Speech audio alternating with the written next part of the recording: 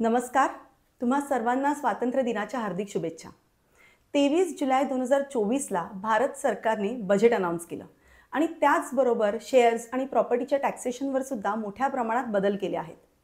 आता जर तुम्ही तुमचे शेअर्स किंवा प्रॉपर्टी विकायचा विचार करत असाल किंवा विकत असाल तर आधी हा व्हिडिओ बघा. व्हिडिओ बघितल्याशिवाय कोणतीच प्रॉपर्टी किंवा शेअर्स विकू नका आणि व्हिडिओ बघितल्यानंतर योग्य ते पाऊल उचला.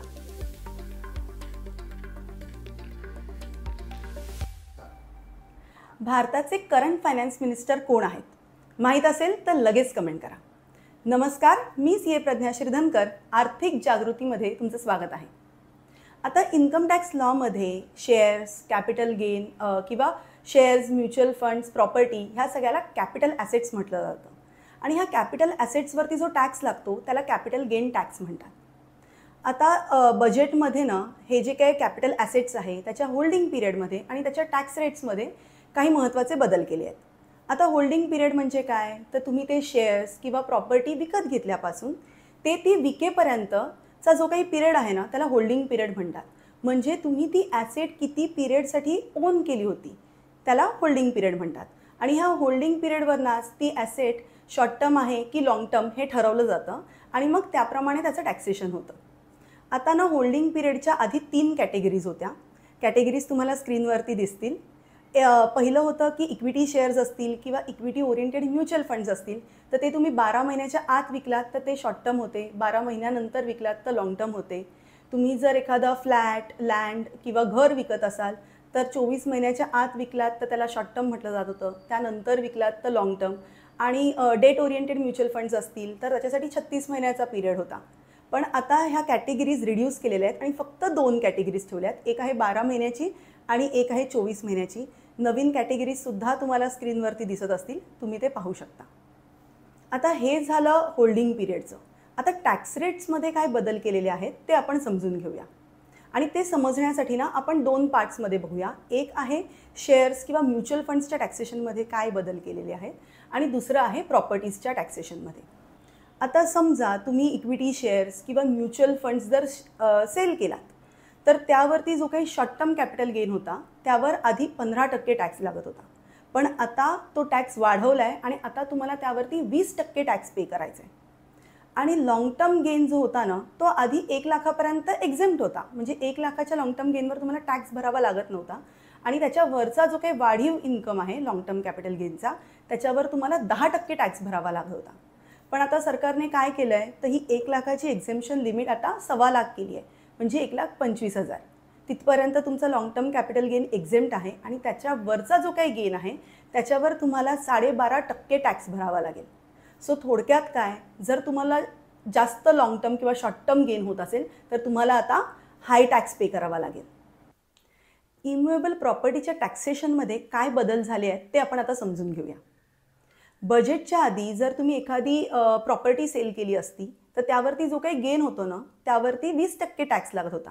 पण आता बजेटनंतर गव्हर्नमेंटने हा टॅक्स रेट कमी केला आहे आणि तो आता फक्त 12.5% केला आहे.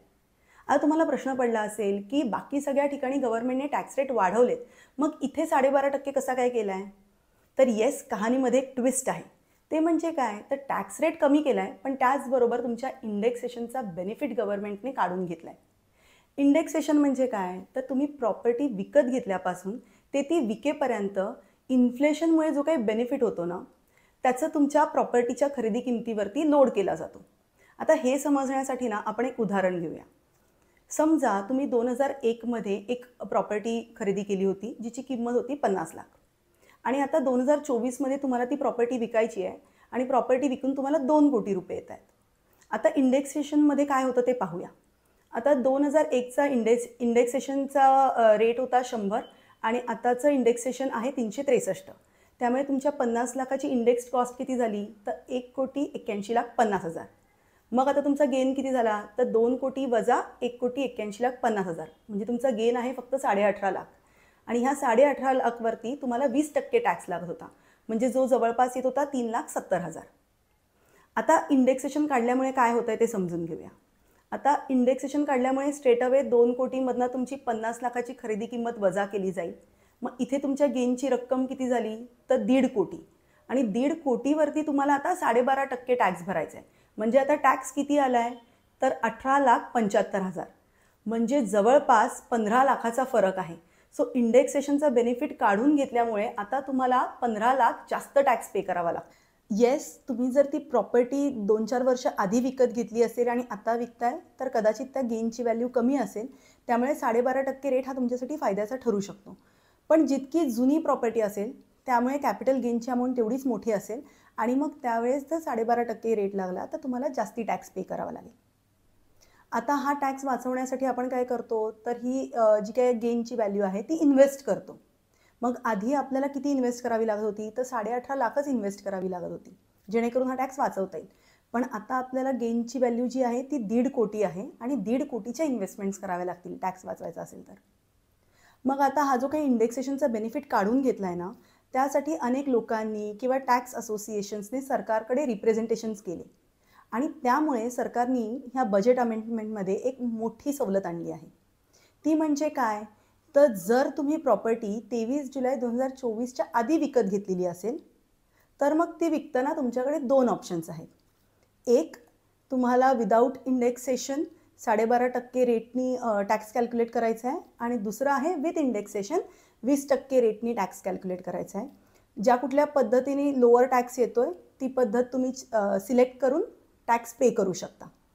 पण जर ती प्रॉपर्टी तुम्ही 23 जुलै 2024 नंतर विकत घेतली असेल तर मात्र तुमच्याकडे एकच ऑप्शन आहे, तो म्हणजे विदाऊट इंडेक्सेशन 12.5% टॅक्स. सो मला खात्री आहे की आजच्या व्हिडिओमुळे हे जे काही कॅपिटल गेन टॅक्सेशनमध्ये बदल झाले आहेत ते तुम्हाला व्यवस्थित समजले असतील आणि ह्यापुढे कोणतंही शेअर्सचं किंवा प्रॉपर्टीचं ट्रान्झॅक्शन करताना तुम्ही व्हिडिओमध्ये सांगितलेल्या गोष्टींचा विचार करूनच योग्य ते पाऊल उचलाल. आजचा व्हिडिओ आवडला असेल तर त्याला लाईक करा, जास्तीत जास्त शेअर करा आणि आर्थिक जागृती या यूट्यूब चॅनलला सबस्क्राईब करा. थँक्यू.